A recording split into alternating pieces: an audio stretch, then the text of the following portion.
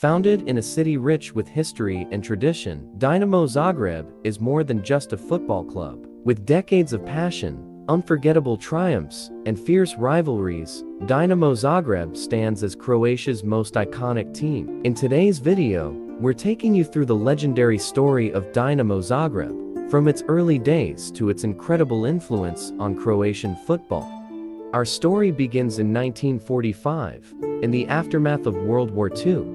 A turbulent time for Croatia and the entire Balkan region. Dinamo Zagreb was founded as part of Yugoslavia's initiative to create state-backed football clubs. On June 9, 1945, the club was established from the remnants of three Zagreb-based clubs, Gradski, Concordia, and HAK.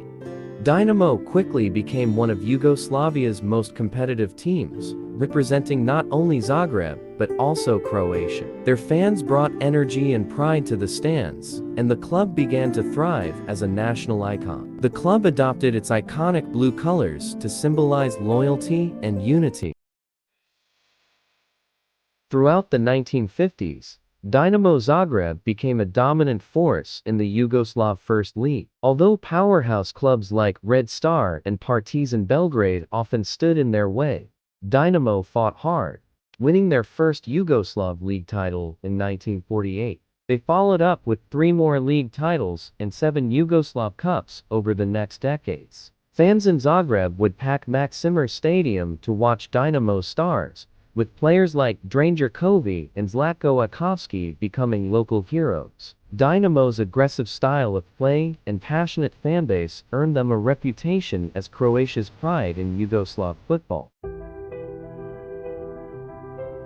As Dinamo's reputation grew, so did their ambitions. They became one of the first Yugoslav clubs to make a name for themselves on the European stage. In 1967, Dinamo achieved one of their greatest feats, winning the Intercities Fairs Cup, today's equivalent of the UEFA Europa League, after defeating Leeds United. This marked them as the only Croatian club to win a major European title, a record that still stands.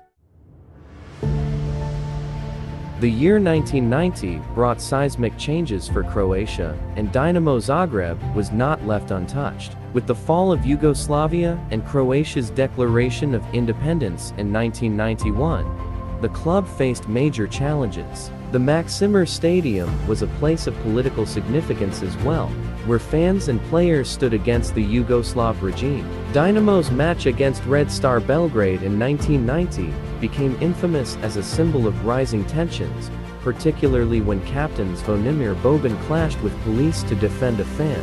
This moment turned into a symbol of Croatian pride, marking Dinamo as more than a club, but a representative of the nation's resilience. With Croatian independence came a new era, and Dinamo became an icon of a newly formed country's identity.